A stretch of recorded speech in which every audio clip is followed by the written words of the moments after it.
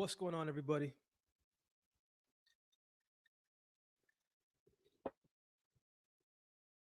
What's going on? My apologies on the voice fading a little bit.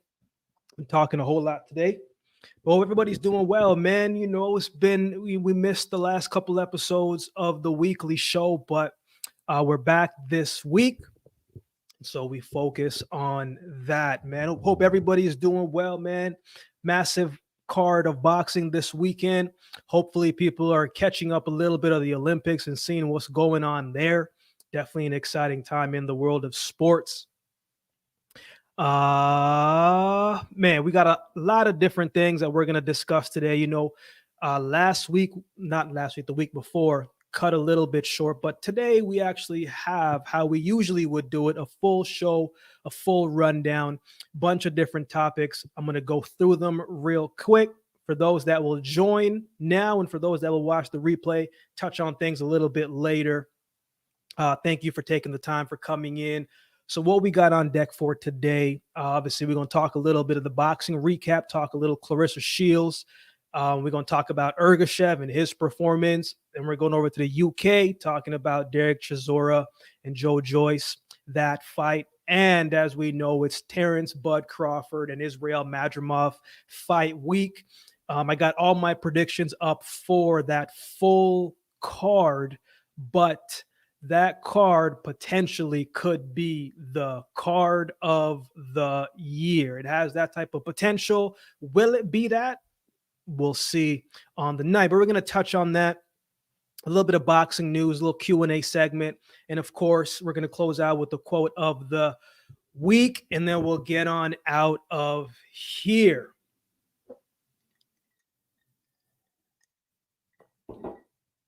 Man, let's get things pushing, man. I know, again, I'm gonna get back on the regular system of things. It's been a busy couple weeks, man, and my voice was fading a little bit, so I had to rest it a little bit. But we're gonna get things moving, we'll get things rocking, keep the same consistency, keep the same outflow, and definitely come in and hear from each of you. Man, J-Dap, what's going on, my man? Good to see you, man. I appreciate you taking the time to tune in as always, man. Much love and appreciation for you. Brother Francisco, what's going on, man? Yes, we got a big card, and we got to discuss it, get everybody's thoughts on it. Big Chris, what's going on, man? Good to see you, man.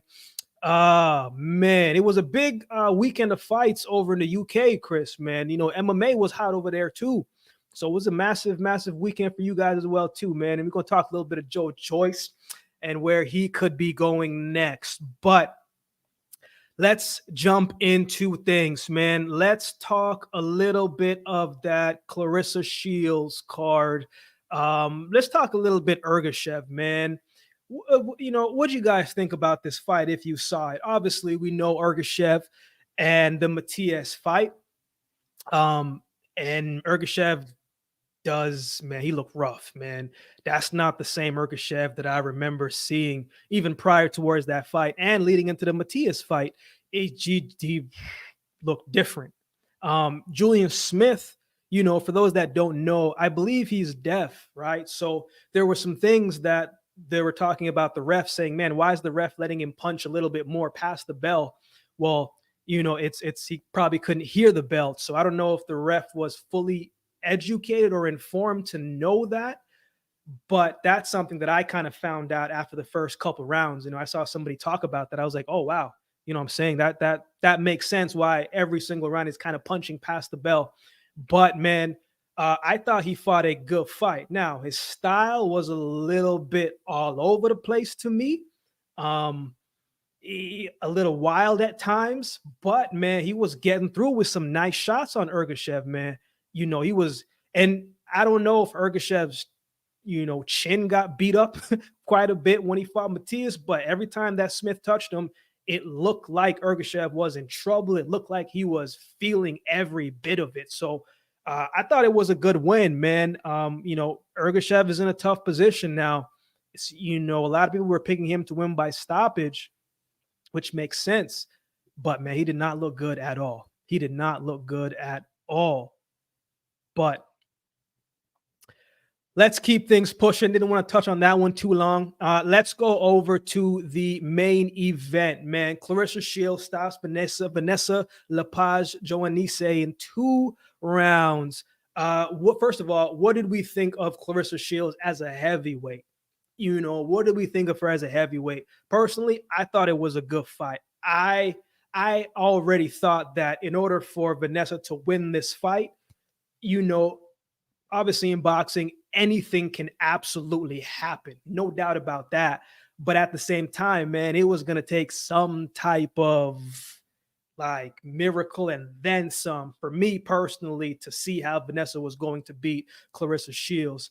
Um, Now, Claressa Shields is not known to be a puncher by no means, right? But the way how but in previous fights before, man, she was sitting down on those punches and letting her hands go a little bit. But she looks good as a heavyweight from a power standpoint, from a speed standpoint, movement standpoint. It wasn't that same Claressa Shields that we're accustomed to seeing. She was a little bit slower, not as reactive. Vanessa was a little bit slower, was slow to begin with, and the skill level was just apparent, man. Claressa Shields was just night and day better.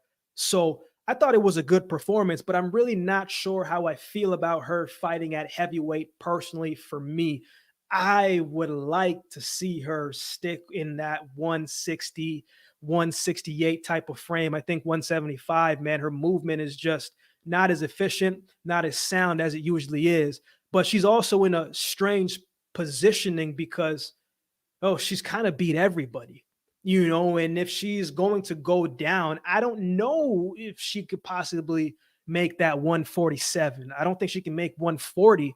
And you're asking Katie Taylor and Amanda Serrano to move up a little bit. Those aren't big girls like that, so it's slim pickings for Claressa Shields and what positioning is next for her. I don't know what's next for her. I can't even really think of what could be next. Maybe Savannah Marshall goes up to 175, and that could be something, but it's just not a lot of women, especially at that bigger level stage, that can give her a run for her money, in my opinion, man. But as far as her as a heavyweight, I thought she looked good. I thought the power was good, but definitely slower. But if it was me, I don't. I'd keep her back at that 160, man. I like the movement, I like the speed, I like the efficiency, and you can definitely see that all of that wasn't necessarily fully there, and she just took complete advantage of Vanessa Lepage, man. Short night, quick fight. Didn't really last too long. Let's go over to these comments, man. Ergashev, Ergashev looks like a rough alcoholic, man. He didn't look good. Usually my man's punching in combinations. He was just one and done, and he looked like he didn't want to get hit, man. Crazy. Shield is the woman who goes to vision for me. Look at her achievements. Yeah, I mean, no one has been able to do what she's been able to do. I would have loved, man. I would have loved to see her and Layla Ali line up in that time frame. That would be a great fight. But I mean, Claressa Shields from 154, 160, 168. There's nobody that can beat her, man. I just don't see it. The fight was Shields chasing legacy. That's all. Shields best off staying in MMA. She done everything in boxing. I agree, man. I think she just, and I get, boxing is her first love, and it's great, but just not a lot for her right now, man. Especially past 1-6. She's beat everybody already. I mean, she fought Franchon Cruz, and Franchon Cruz deserved in her first fight. Became a champion in her third fight. She's already accomplished a lot, man. But H Money, what's going on, big dog? Good to see you, man. Good to see you, man. Everything is everything, man. That's a saying in Jamaica. We always say everything is everything. Means all is well, my brother, man. Hope all is well on your end, man. Let's keep things pushing. Let's go over to the UK. Let's talk a little Derek Chisora. He beats Joe Joyce, man. Joe Joyce has had quite the turnaround, downturn. And it happened so quick for him. It was very interesting because Man, we've all been watching Derek Chisora long enough to know what the man is going to do past a certain point.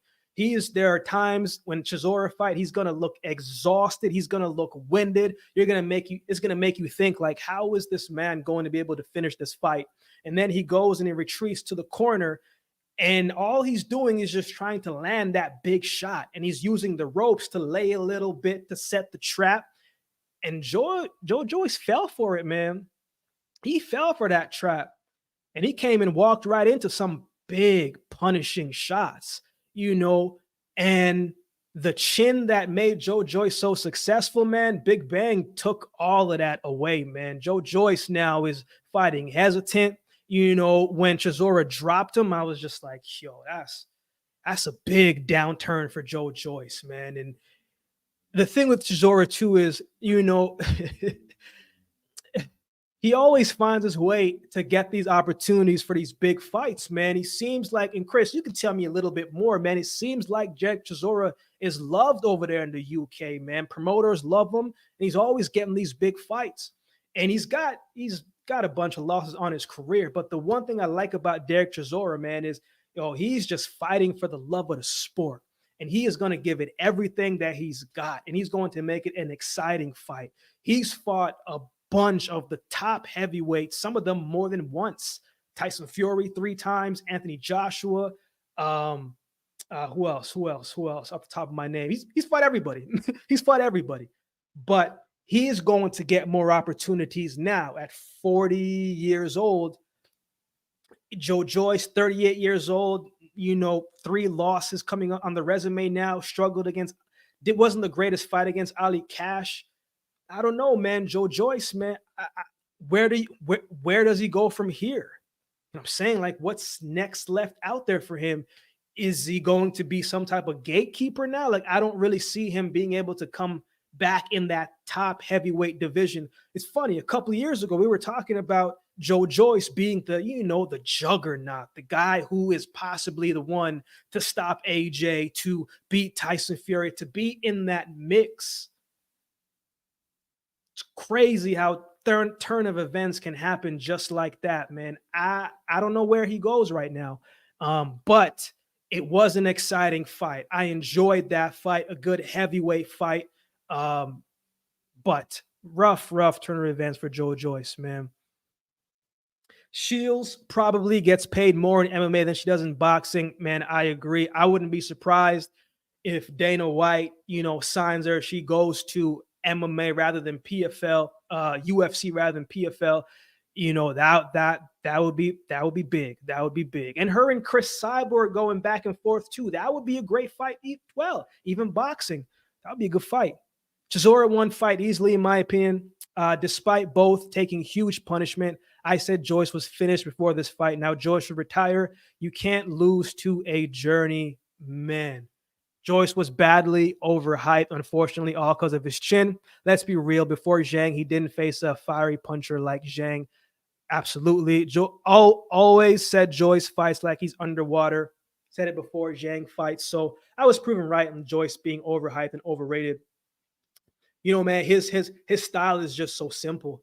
Come forward, let his hands go, and wait till you are broken down. Then I'm going to take advantage of you. And you just can't get so dependent on that chin over and over and over. At some point, man, you're going to go up against someone who's got that eraser in that hand that can crack, and that chin is going to be suspect after that. So yeah, man, I don't know. He's,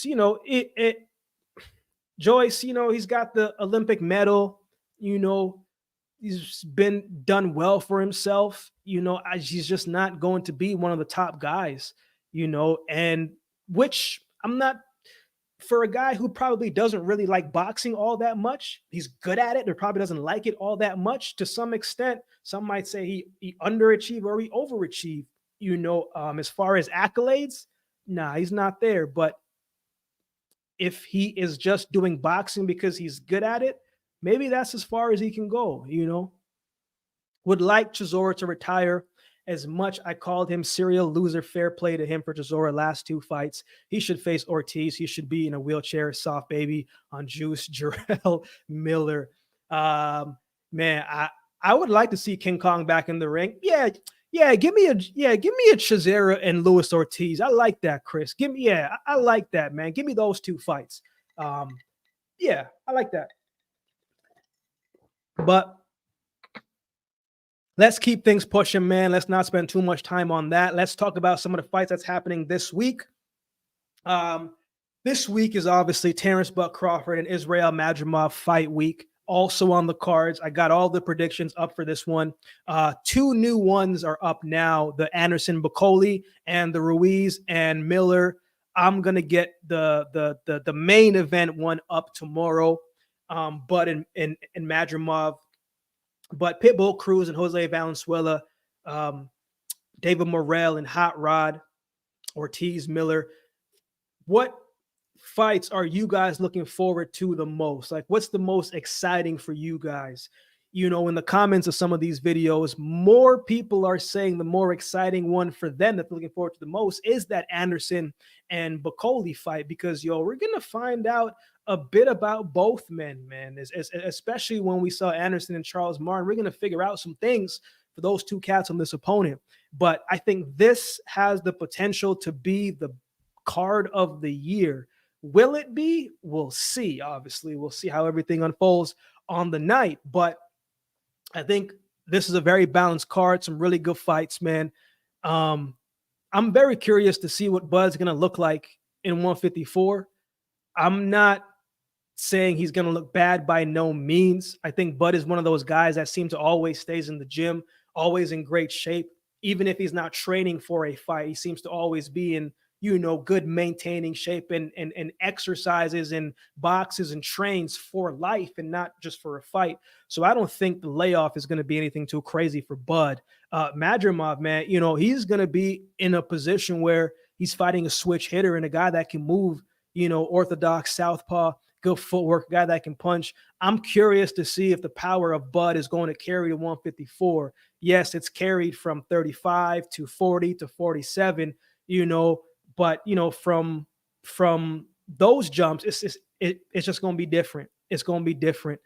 David Morrell, man, I'm looking forward to seeing what he can do against Hot Rod at 175. Ruiz, that video is up. I'm going up against the grain in that one, man. I just don't know what type of Andy Ruiz that we are going to get. I don't know what type of shape he is in. I don't know what type of mind frame that he's in. I don't know what to think about him right now. Obviously, we can only base things on from what we saw in his last fight against Luis King Kong Ortiz, but going to be very interesting, man. So, yeah, what fights are you guys looking forward to the most? Bacoli Anderson, I'm looking forward to the most. Bacoli, who's another Zhang, will look to get it done first half, but gasses out in the second fight. I hope that this man does not come in, in that 300-pound type of like he did in his last fight, because Jared Anderson going to tire him out if that's the point. Anderson can move. Carlos Takam was not trying to move. Carlos Takam, he's also 43, 44, 45 years old, so he probably ain't even trying to move like that anyway. He ain't trying to move like that anyway. But it's going to be interesting to see if Bacoli can cut off the ring enough to slow down Jared Anderson. But I'm expecting some big punishing shots from both men, man. I think it's going to be a good fight. Looking forward to seeing how it does unfold. I think this fight will get Anderson up for Anderson, not been up for his tune-ups, I feel, which we see underwhelming performances from him. I think Anderson gets 10th round stoppage of points when I don't think that's out of the question, man. I think the first 6 rounds are dangerous for Jared Anderson because Bacoli's going to come forward. He's going to march. He's going to try to close out the show as quickly as he can because we know he gasses out very quickly in the second half of the fight. But we see what happens when Jared gets touched, man. I think he's got a better chin. I think he's got a better chin than people think. But obviously, we're going to see when it does happen on the night, man. I'm looking forward to seeing Ruiz back. He can be champion again once big boys are gone, but needs activeness. Man, I think he could. Like, he's so nimble on his feet. The feet are light. The hands are fast. He does a lot of really good things, man. But I think for me, it's just the discipline for him. and he can't just be like 2 years out is not okay, especially in your prime years. 32, 33 years old now, man. It's now or never. You got to get in on this money that these guys are making, So if he can put forth a great performance here against Miller in front of, Turkey Al-Sheikh and his crowd, at least it's going to make them draw to say, man, we want to continue to see this guy fight again, So I think it's going to be a good fight. I just don't know what version of Ruiz that we're going to get. Now, as I said in the breakdown, I think Ruiz is better overall, more of a complete package than Jarrell Miller. But we've seen inactivity do some damage. And the last time Ruiz had that long inactivity, man, he didn't look so good. But he does have the tools to be very good, man. Madrimov is a good fighter, but unfortunately for him, Crawford is just the tier above him. Man, Crawford's a special guy, man. Bud's a special man, man. Bud's a special man. But I am looking forward to seeing Madrimov and what he can do, man. He really doesn't have a whole ton of professional fights, but I am looking forward to seeing how he handles everything that Terrence Bud Crawford encompasses. How is he going to handle the speed? How is he going to handle the switches? How is he going to handle the angles? How is he going to be able to take the power and return fire? Someone who is probably more athletic than him, but Madrimov, he's big, he's strong, and he's athletic, and he's explosive, and he looked like he bulked up a little bit to know that he can withstand what Bud is going to do. But as the saying goes, man, everything sounds good until you get punched in the face. And until you get into the ring with Bud, you don't know how you're going to fare. But I will say this, man, it's been a little bit since we've seen Bud in a tough and grueling type of fight. I'm not saying he's been beating guys with ease, but he hasn't really had to dig like that in a couple years. Perhaps Madrimov can make him dig a little bit. We're going to find out. Cruz versus Valenzuela is a great match. I'm going against your pick in this one. I got Valenzuela on points. He's the better overall boxer and has power, but a Cruz win by TKO not be surprising. Man, I would like to see Valenzuela get the upset, even though I didn't pick him for the upset. But I think the young man's got a good story, man. He's had to overcome adversity. He came back and got his get back against Colbert, and at 140, I'm curious to see what he's going to be like, what that power is like, and if he can gain the respect of Pitbull Cruz. If he can gain the respect of Pitbull Cruz, maybe it makes Cruz doubt himself coming forward a little bit. That's the thing with Cruz. We know what he's going to do. He's a guy that's dependent on that chin as well, too. But once he gets close, man, that rabid aggression and pressure every single round, on paper, it should seem like if you're a mover, you can be able to handle it. Cabrera did, but he didn't have the chin to really back it up like that. I don't know if Valenzuela has the chin like Cabrera to back it up. So I'm very interested in this fight, man. I want to see how Valenzuela handles it and what comes of it when the pressure is on. But he can cause the upset, man. And I think he's improved over the past couple fights as well, too, especially defensively. So very interesting fight. I think Pitbull gets a stoppage. Only way of beating Pitbull is on points. Man, I just haven't seen Pitbull Cruz hurt like that. I know some people are saying he was hurt by Matisse, but yeah, I don't know, man. Until I see Pitbull down, until I see him take a shot and he backs up completely and he gets hesitant and doubtful, yeah, I don't know. It's just tough. Again, I think Valenzuela is probably the better complete fighter. I've said it many times before. I think Pitbull Cruz's style is very simple. But he's got a strong will. He's got a strong chin and the relentless pressure. And man, those punches add up. So that's going to be a very, very interesting fight as well, too. I'm also interested to see David Morrell's fight. I think this could be, I'm not going to say I don't think Hot Rod is chopped liver by no means. It's not what I'm saying. But I think his hands are full, man. I think Morrell is the complete package. And if he gets a stoppage here, man, this is a step up fight for David Morrell. I personally think. I know a lot of people don't think otherwise, but I think it is, especially moving up. So it's going to be interesting, man, because of all that is happening with David Benavidez and, Canelo now, which we're going to talk about in a little bit here. But if he puts forth a good performance here, man, it's going to make that fight even much more intriguing. So this is going to be a very good fight across the board. I believe there's some fights over in the UK as well, too. I think Zach Chelly is fighting as well. So that's, that should be a good little matchup over there. But this is going to be a good card, man. I'm looking forward to seeing it. I'm also interested to see Andy Cruz and what he can do against Moran.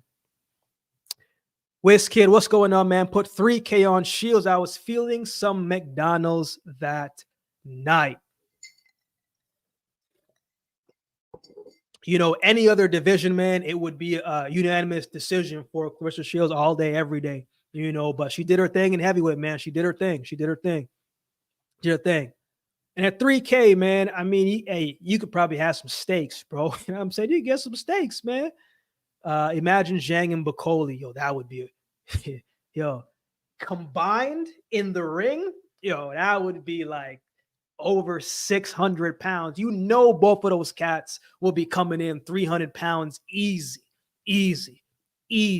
That would be a great fight. I'd like to see that fight. Morrell is really good. Another fighter, Canelo, been ducking. Man, I'm gonna save the Canelo talk. We're gonna talk about that next. But let's keep things pushing, man. Let's go over to a little bit of boxing news. Just a couple things that I saw. Robson Kunsei, the WBC ordered the immediate rematch of Robson Kunsei and Oshaki Foster. I'm glad that fight, they're going to run it back as soon as possible. That's a great fight. Again, we saw the controversy in the first fight, so I'm glad that they're able to run it back.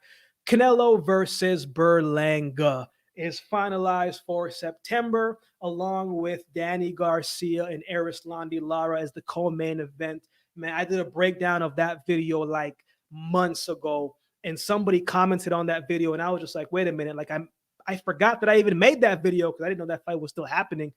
But to go back on what you said, Chris, about Morrell, Canelo ducking him, man. So we know Canelo vacated I forgot which title, the WBC, the IBF, one of those titles. And William Skull and Shishkin are about to fight for it. You know what's going to be funny now? I don't want to say it's going to be true. I just got a feeling it's probably going to be like this, man. Canelo vacated that belt. William Skull and so is going to fight for it. And then whoever wins that fight, then Canelo, after he beats up on Berlanga, is going to come back. And he's going to fight William Skull or Shishkin, whoever wins that fight, and he's going to become undisputed champ all over again. The legacy of Canelo grows. I feel like that could be a scenario that we might possibly see. But going back to Canelo versus Berlanga, my question for each of you, and for those that watch later, what do you think about this fight? Are you excited about this fight? Are you like, man, here we go, Canelo ducking again? What is your thoughts about this fight? Do we like it? Do we hate it? It is what it is. We're going to boycott. We're not going to watch. Just want to get you guys' thoughts. I'm going to watch it. I personally think, I think it's a decent fight, man. I think it's a decent fight. You have, Canelo, Mexico versus Puerto Rico. And that's a good fight. That's a good fight. Now, we've seen Berlanga go tooth and nails against Steve Rolls. We've seen Berlanga get dropped in the amateurs. We've seen Berlanga have some tough fights, but I've also thought we saw some improvements of Edgar Berlanga. And I don't think Berlanga is going to be gun shy against Canelo. That could be work in his favor or it could work against him. But just want to get your guys' thoughts, man. Not going to really spend too much time touching on that one, but should be definitely interesting. Good rematch is happening. I completely agree. Canelo versus Bumlenga. Man, shout out to Edgar Berlanga's team for getting him the fight. You know what I'm saying? I don't know what his team said, what type of situation they got going on, but they got him the fight, and they got him the fight early, so he gonna make a lot of nice, good money coming up for this fight. So I got to give his team credit for that, man. IBF. Appreciate that, Mr. Ron. Appreciate that. Yeah, the IBF. Which, and going back to what I said, I don't know much about William Skull. I've seen him a couple fights. Like a lot of people were saying Canelo was ducking William Skull. I'm just like, come on, guys. Come on. We don't got to say all that. I don't know much about William Skull. Seen him a couple fights, but it does make the story better. Canelo vacates. Say William Skull wins the fight. We don't know. I'm just throwing out some stuff to see if it sticks. And William Skull wins the fight. And now William Skull's name gets elevated. William Skull, the IBF champion. And then Canelo comes back around, and then he makes his next fight with William Skull. And now the name is bigger, and because Canelo beat William Skull to get back the IBF title. So, long-winded answer to say, man, we're probably not going to get no Canelo versus Benavidez. But I did also see Turkey Alice Sheik said, look, I want to make Canelo versus Bud Crawford, and I'm going to give a number amount and this and that. I still don't really care for Canelo versus Bud personally. I don't know how you guys feel about that. I don't really care about it. I'm going to watch it, but I don't really care about it. I would much rather love to see Canelo versus David Benavidez more than any of those fights. Man, did anybody catch Pedro Tadrin's massive upset knockout over Granjiro on Sunday morning? If you haven't, go look it up and watch rounds 8 to 9.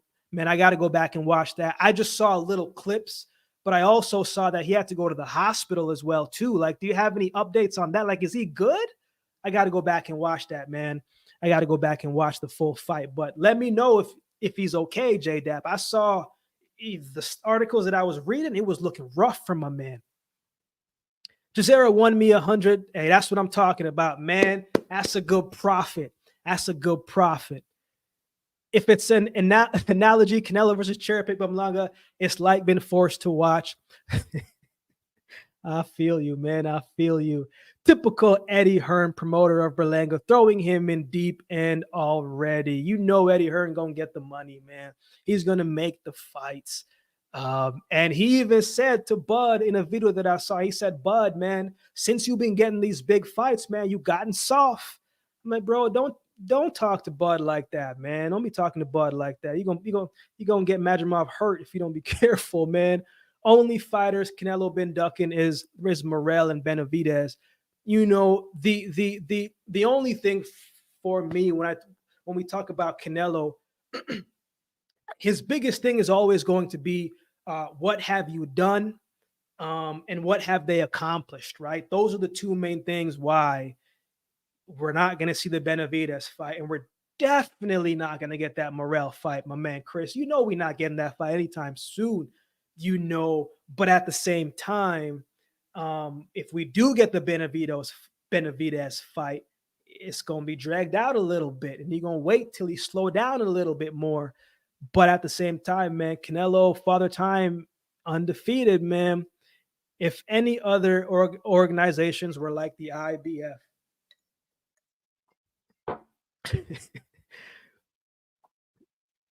don't like Canelo versus Berlanga. If Canelo had already fought Benavidez, then Berlanga would be a legit fight. But I'll watch. By the way, hit the like button with the left hook. I appreciate you, man. I appreciate that. Man, what was interesting, my brother Francisco, was I saw a video of Benavidez saying, he was like, man, I would like that Berlanga fight, and then the newest video, he was saying, man, this is terrible. It's a terrible fight. But in the video that I saw, he was kind of rooting for Berlanga if Berlanga was going to get that fight and hoping that he does well. So the little bit of frustration for Benavidez, which we can all understand, and it makes sense. I'd be frustrated too, but definitely very, very interesting. I wouldn't even have been mad at an Edgar Berlanga and David Benavidez fight. That would be interesting too. But Berlanga definitely going into the deep end, man. Um, I don't know.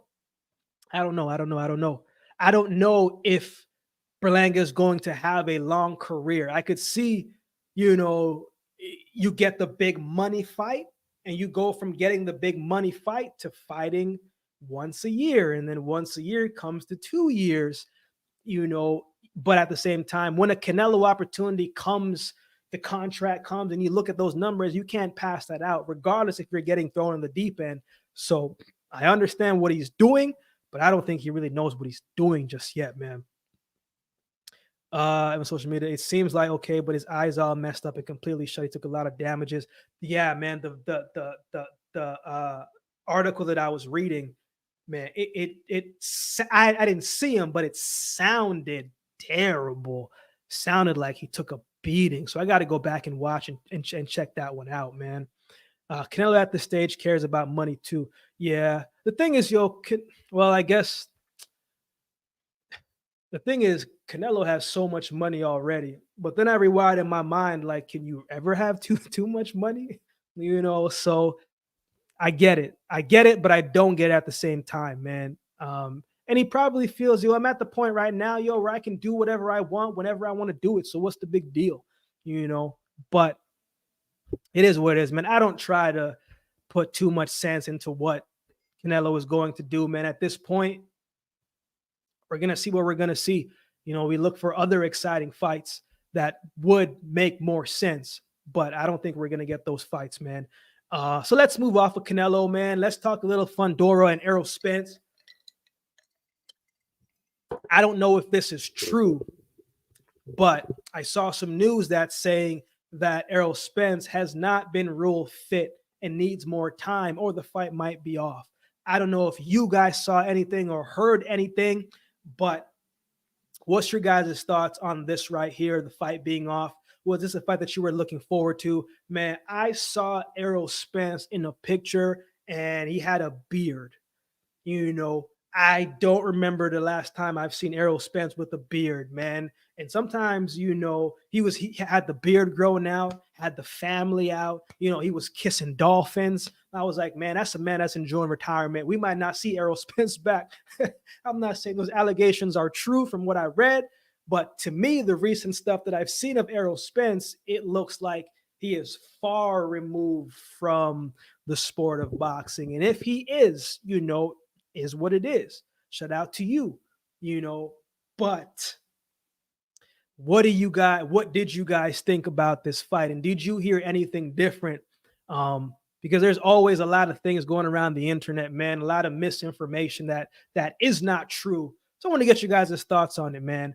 But from the photos that I've seen of Errol Spence, this doesn't seem like a man who is training. And I believe this fight was supposed to be for September? The August is Thursday? So you have a month. Maybe it's the second half of September. And I think at this point, he might need more than 5 to 6 weeks.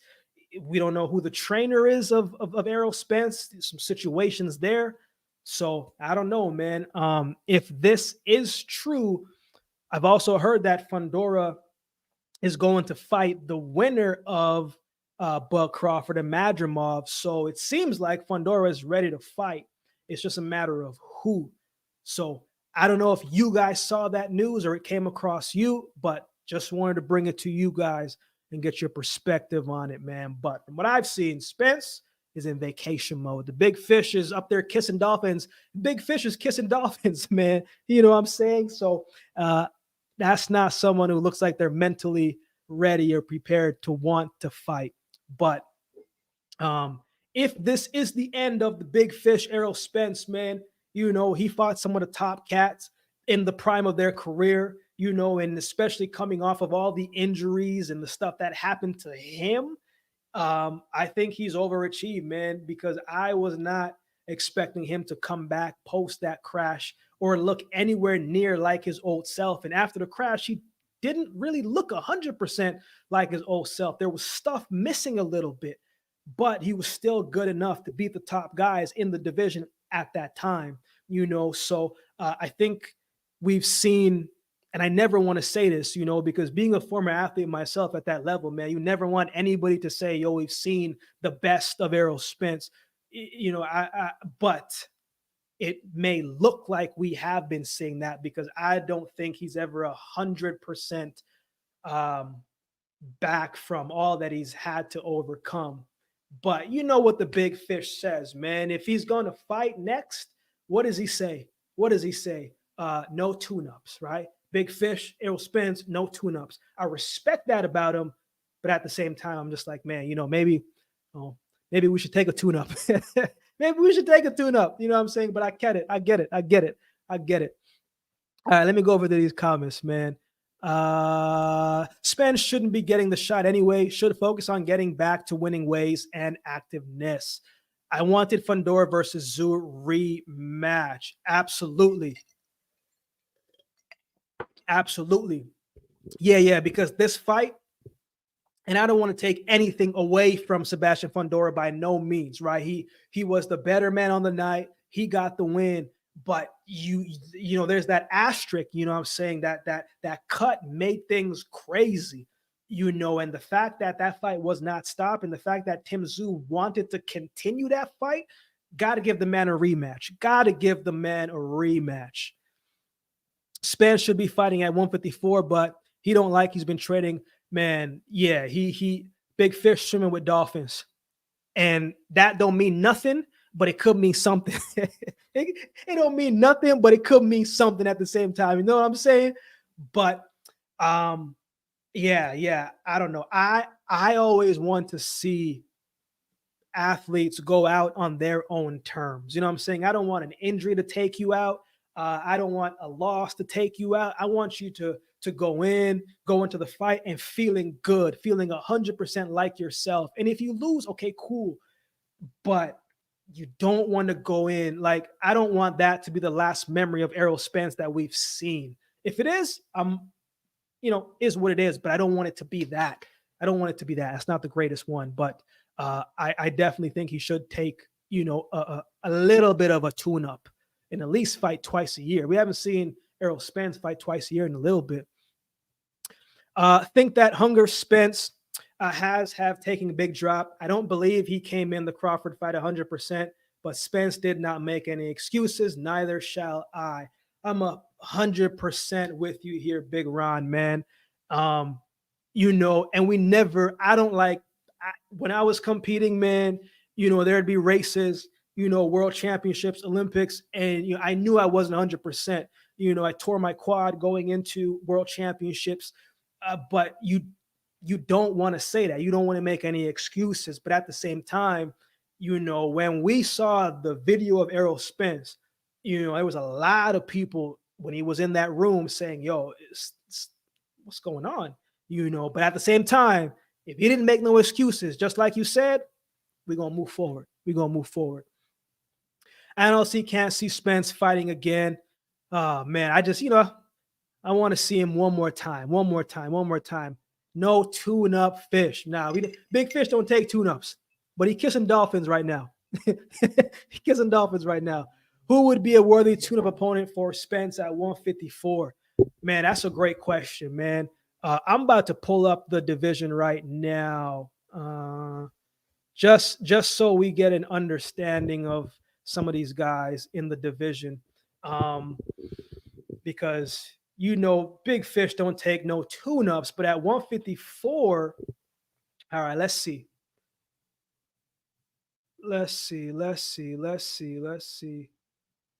So 154, we got they got Fundora ranked this is the ring rankings. They got Fundora number 1, they got Tszyu 2, Madrimov 3, Boachuk 4, Lubin 5, Ramos 6, Mendoza 7, Charles Conwell 8, Soro 10, and Muratsalyov number 10.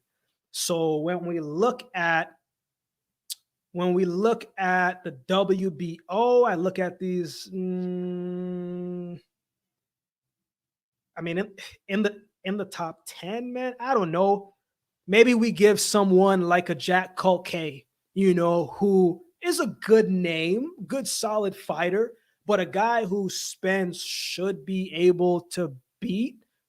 Maybe we see that if we're talking about if he wants to fight someone in that top 10, maybe Brian Mendoza is a good name, right? Maybe we see him against Soro. So maybe we can see him against the 7 and the 9, but those aren't easy tune-ups either. A tune-up should be a guarantee you're supposed to win. And this version of Errol Spence, I don't know if anything is really going to be fully easy. So maybe a Jack Culkay, I think would be a good name. And I think would give him a decent fight and be able to get some rounds in. Maybe Cordell Booker. I think, yeah, I would say. I wouldn't even, maybe even a Josh Kelly. Josh Kelly isn't a big puncher like that, but he moves well. I wouldn't mind, and an exciting fight. We want to see it exciting. I wouldn't mind seeing, a Spence and Mendoza type of fight. I could rock with that. What do you think, Ron? Who do you think? Who would you like to see? What are some names that come to mind? Ben, what's going on, man? Everything is everything, man. All is well, man. I hope all is well with you, man. Thank you for taking the time to tune in.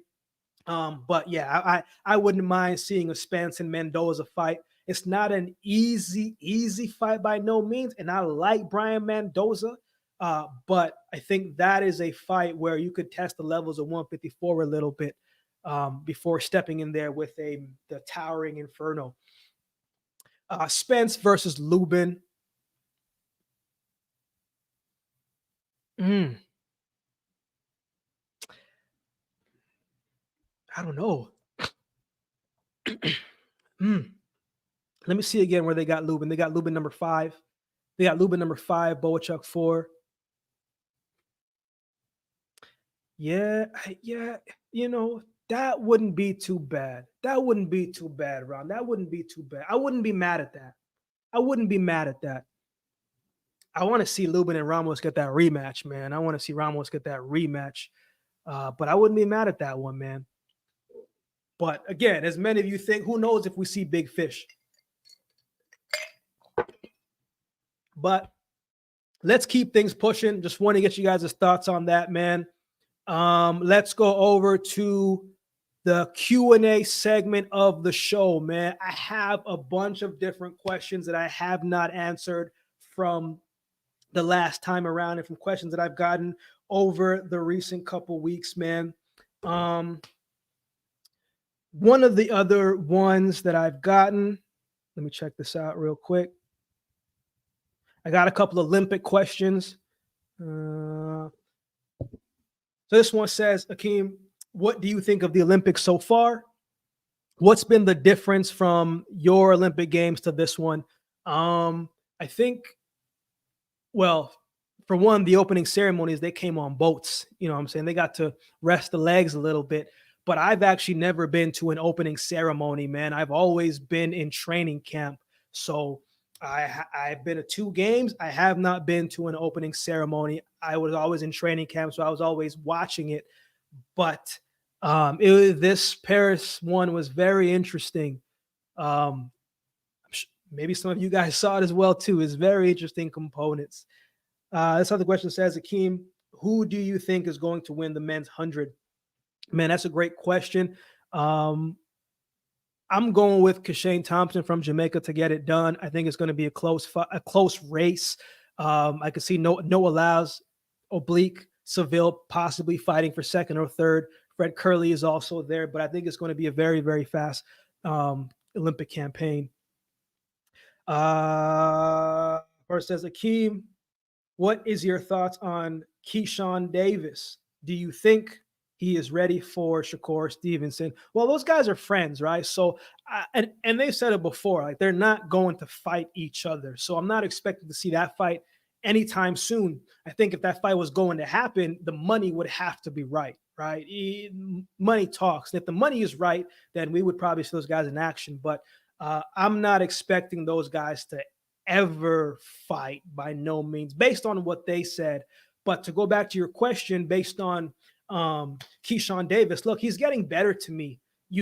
I thought his last fight was an exciting fight. He didn't get the stoppage, but it was still an exciting fight. He was still letting his hands go. You could see the swagger was still there. You could see he was confident. And whether you like Keyshawn or not, the skills speak for itself. I think he's a very talented fighter, but I don't see him fighting Shakur Stevenson anytime soon. Before I get to any of the comments with those questions, man, I'm going to just check up on these questions here, make sure I don't miss any. This person says, Akeem, what is your thoughts on Ryan Garcia? Man, I think we give Ryan Garcia too much attention and too much time, and I'm not going to give him that attention, that time. I've said in previous times, videos before, I'm not a big Ryan Garcia guy, man. I don't really care for I don't care for him, and unless he's fighting, I'm not going to talk about him. I could care less for Ryan Garcia. Yeah, that's my thoughts there, man. And I'm someone that likes everybody. You know what I'm saying? I got respect and love for everybody, but not the biggest fan of Ryan Garcia. Akeem, what do you think about Devin Haney? When do you think we'll see him next? I don't know. Don't know when we'll see Devin Haney. Probably sometime next year. From my understanding, from what I've read, from what some people have told me, it seems like he has taken some time off to enjoy some of the fruits of his labor, laying low, going vacationing, all that good stuff. Personally, in my honesty, man, I think he was a little bit embarrassed by what happened in the fight with Ryan Garcia. So I personally think he's taken time off to kind of work through some of that mental component side of things, man. When you get knocked down or lose a fight to someone who you believe that you could beat, for someone who a lot of people expected you to beat, myself included, and it plays out like that, it's just not the greatest look. And even though his record got overturned, we could still see the fight, man. Like, the tape is still there. That's always going to be there. And for someone who cares so much about being undefeated, and when that undefeated record has that blemish to it, it's undefeated, yes, but there's a blemish to it because we saw what happened. You can take off the one, but the fight is still the fight. So I just think he needs to take time off, and he's probably, trying to work through some things mentally, man, and to get back into it. I don't think he's in a rush. I think Devin Haney's been pretty consistent with his work over the years. He's been active more than a lot of champions over the years. So he's probably just taking time off. Just my speculation. I've never met Haney. I don't know much about Haney, but just from me trying to put myself in his shoes. Peter, what's going on, man? Peter says, I'm from America. Question I want to ask is if any UK fans in comments, what's going on with Chris Eubank Jr.? Was Canelo fight really close to happening? Man, Chris probably got a little bit more information on that, Peter. But honestly, man, any rumor that you hear of Canelo that isn't David Benavidez, man, just 20% should be like, yeah, that might be true. That might be true. Eubank really frustrates me the most. He's got everything outside of the ring, showmanship, and knows how to rattle opponents, man. He is a great showman. He really took that from his dad and went rocking with it, man, because he knows how to sell the fight. He's charismatic, smooth with the words, and he's got skills. Like, Chris Eubank is solid. But as you said, man, I don't understand why Eubank not fighting for the titles at middleweight, all winnable fights under Bomac. 160 is to me, probably one of the most open divisions in boxing today, to me personally. I don't think anybody in there is a clear-cut winner. I know Janibek is in there, but it doesn't really seem like he might stay there for too long because he passed out. If that happens once, there's a good chance it could happen again. Look what happened to Virgil Ortiz. Sometimes you just outgrow the weight and you got to move up. It's harder to make weight the older that you get as well, too. Middleweight champions are poor, in my opinion, but it's Eubank Jr. He loves pricing himself out with ridiculous demand, and he's desperately waiting for Conor Ben fight and Ben to be cleared, which we will still 2 years on without any answers. Yeah, if they get that fight, that honestly, Chris, I could see that being his last fight. Big payday, the legacy of, both dads and everything that comes with it. Big fight over in the UK. It's going to sell out pretty quickly. It's going to be money fight, and I wouldn't be surprised if he's just like, okay, cool. I'm done with it. I'm going to retire. Ben says thoughts on Catterall Prograis. Man, I think it's a good fight, man. I think Catterall, here's what I think about Catterall and his recent performance with Josh Taylor. He had this hatred for Josh Taylor for so long. And what happened in the first fight, a lot of us thought that he won that fight, but he got the short end of the stick in that fight. But he kept that hatred for so long, kept that energy. I need to fight this guy. And then he beats him. I'm not, sometimes that is a title fight for certain people. You wait so long to beat this person, then you beat them, and that could be like your title fight moment. So going into the Prograis fight, Prograis already lost everything. He's building himself up again. He kind of has to, but I just wonder what more Catterall has left in him. I'm not saying he's washed by no means. That's not what I'm saying. But I'm saying he wanted that Taylor fight so much, and he got it. And sometimes after a big, energetic fight where everything is firing up here, your next fight is a little bit lull and a little bit lackluster. And Prograis has a lot to prove now, especially in his most recent fight. He has a lot to prove. So I think it's a good fight. It's a 50-50 fight. I think it's a fight that could go either way. But I'm looking forward to it, man. I'm looking forward to it. I'm shocked Canelo versus Eubank didn't get made. To be honest, made money sense for both. But once Eubank signed with Ben Shalom at Boxer Sky Sports, then I knew deal was dead. Canelo would bankrupt Ben Shalom. I have not heard Ben Shalom's name as a promoter in a while. What's going on with that man? Who's on the squad? Well, he's got Eubank now, but man, that's a name I have not heard in a while, man. Chris Eubank Jr., third biggest British star behind Fury and AJ.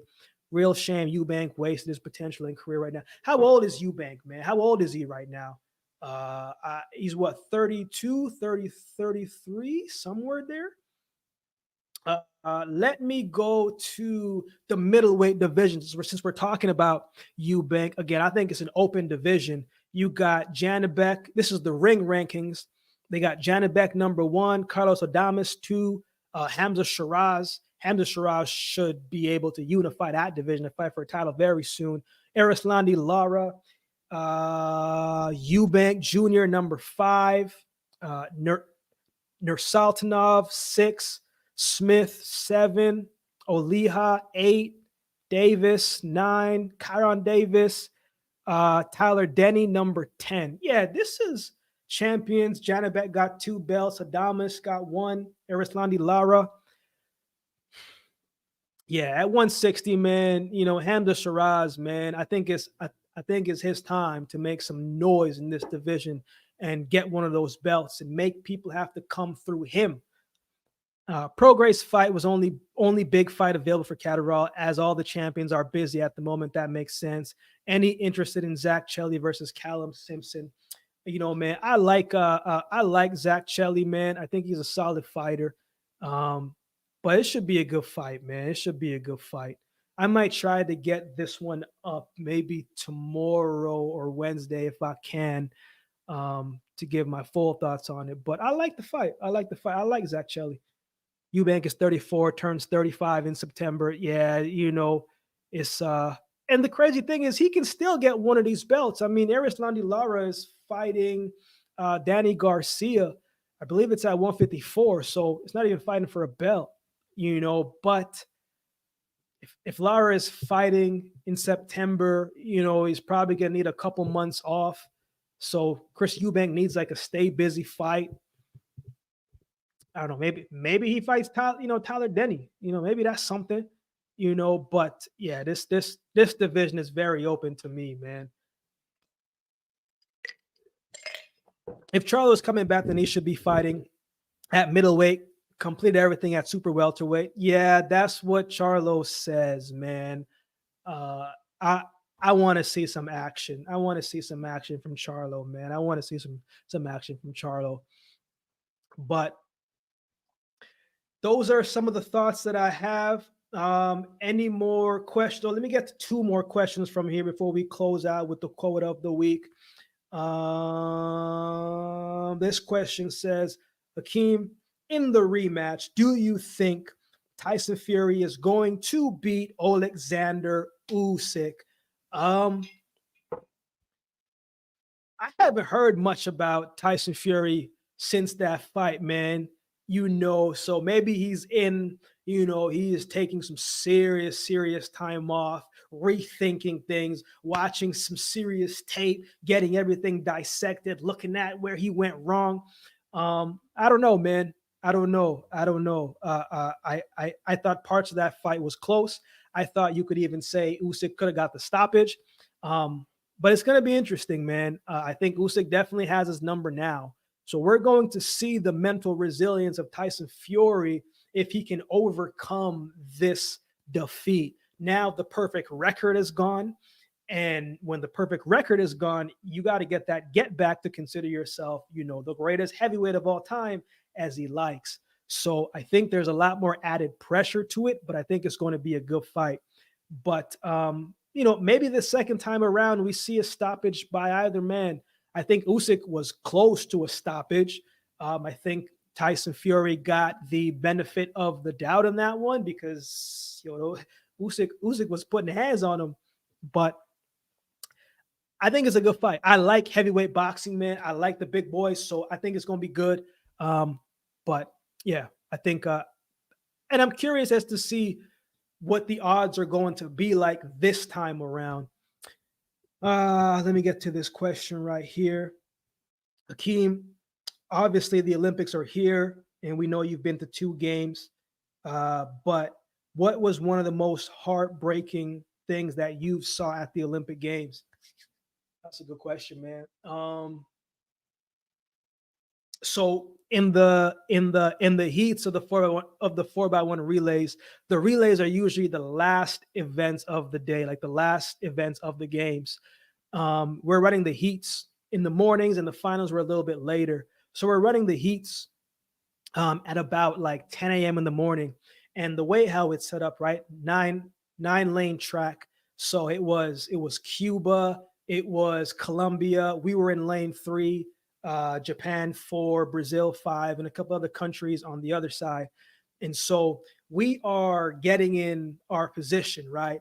The starter says, runners on your mark, set, and then blows the gun. And I'm there getting out, and then the gun goes again. So usually in track and field, man, the rule has changed. You're not allowed 2 false starts anymore. You're allowed 1 false start and it's over with. And so when they blew the gun the second time, that generally means that somebody false started, but it's like who? And so when I look back, man, it was the Cuban in lane 2. He false started. And when I looked at him, man, the man's hand was in his face like this. And when the man's hands is like this in the face, that is just it crushed him. The Olympics only comes every 4 years. And so he and his team have been working for that. And for him to fall start and his team doesn't get to run, it's devastating. So we get second in our heat, we advance to the final, and we're coming out and going back to the track, the warm-up track, and I saw the same man sitting on the steps in like a corner facing the wall, right? Hands like this, face down, and he's just crying. And I'm like, yo, where's the rest of this guy's teammates? Like, he's just alone, isolated by himself, and he's got to sit with that for the next 4 years. So, and they didn't make it this time, So that was probably one of the most devastating things that I've seen personally, because it's painful. It's painful. It's painful. It's painful. My man Chris says Usyk stops Fury this time. Usyk had AJ number and he has Fury number. Usyk is the king for a reason. I still won't be shocked if Usyk Fury match don't happen and Fury goes straight in with AJ fight at Wembley. Yeah, I think they've been pretty adamant about wanting that fight regardless. So I'd love to see that. That fight probably sells out in what? What you think, Chris? Probably sells out in like what? Weeks? 1 week? 10 days? That fight, easy. First fight wasn't even close. Usyk won 8 rounds for me. Fury only won 4. Man, so before we close out, man, we got to close out as we did with the beginning when the show started with the quote of the week. The weekly episodes, we've missed the last 2, but this is generally how it goes. If you're new here, we always have to close out with something positive, man. Again, I'm a speaker full time. So this want always to make sure, man, I love when we close out. I love quotes. I don't know about you guys, but I like them. And I believe there's so much things going on in life right now, man. We got to stay encouraged. And this is why I like boxing so much, is because we're all in a fight in different ways. This week's quote of the week: being positive does not mean that everything is necessarily great, but it does give you the strength to keep showing up and believing that your breakthrough could be today. Man, one of the greatest things that we can do as people, as human beings, man, is to continue to show up and do what we can for that day. Monday, when you look at it like a phone battery, right? When your phone battery is charged to 100%, man, you're not thinking about nothing. You can go out for 3 to 4 hours and you're not worried about it. You got 100% battery, like you're good. You're making calls, you're FaceTiming, you're texting, all of that stuff. But when that battery starts to get drained a little bit to 2%, 10%, you get a little bit worried. You're a little bit like, man, I'm going to respond to this person a little bit later. I can't answer this call right now. I might have to shorten my day and go back home. Or if you got a portable charger, you charge it in. And so, but the thing is, whether your battery is at 100% or 10% or 1%, until it dies, it still works the same.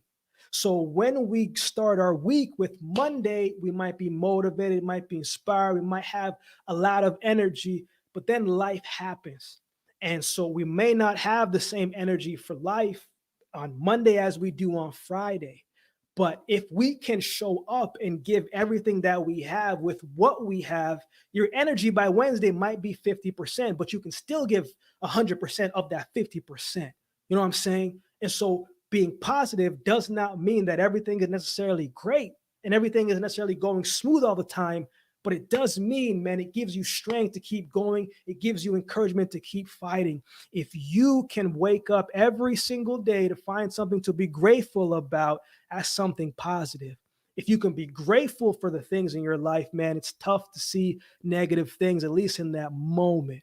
So when I see this quote right here, it reminds me of that. Being positive does not mean that everything is necessarily great, but it does give you the strength to keep showing up and believing that your breakthrough could be today. I'm a firm believer, man, and I've said it a bunch of times when I speak. I say it to my wife all the time. Sooner or later, what we've talked about, what we've prayed for, what we've been consistent with is going to line up sooner or later. It might not be now, but man, sooner, if we continue showing up, giving our full effort and putting our best foot forward every single day. We don't know when that breakthrough is going to come, but we should always be hopeful that that breakthrough could be near. And sometimes you got to say it over and over and over again until your heart of heart believes it. Just because you say it once doesn't mean it ingrains in your heart and you believe it. That's why you got to keep positivity, keep encouragement, keep quotes right next to you every single day. You got to read something encouraging, because if I can get that encouraging message in my heart and up here, man, I know I can get through today. And if I can get through it today, there's a good chance that when tomorrow comes, no matter how tough it is and how dark it may seem, that I can get through tomorrow as well too. But let's focus on today. Let's focus on the now, and let's continue to be positive and continue to be encouraged every single day that we wake up and we got breath in our body, man. One day at a time. I encourage you, keep showing up and keep believing that your breakthrough could be today. Man, I appreciate each of you for taking the time to tune in. Anytime that I can jump on here, man, and we can touch base, I really enjoy it. I really appreciate it. And we got a lot more coming. Next week, we will be back at the same time.